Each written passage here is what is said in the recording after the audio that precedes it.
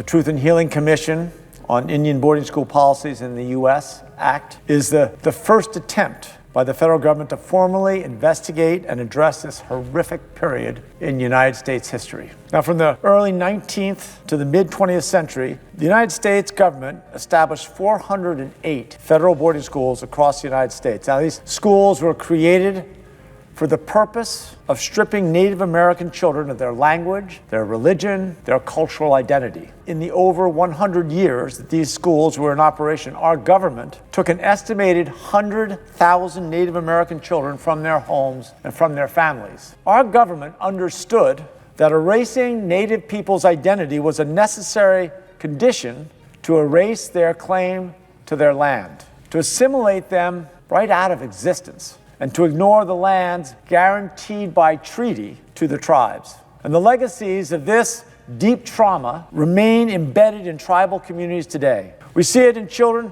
who don't know their parents' indigenous names, who have lost their own language, families who don't know what happened to their relatives, to their ancestors, many of whom just never returned home. The Truth in Healing Act is not going to erase this dark past, but it does acknowledge our responsibility to unearth the stories of suffering and injustice that we have buried for generations.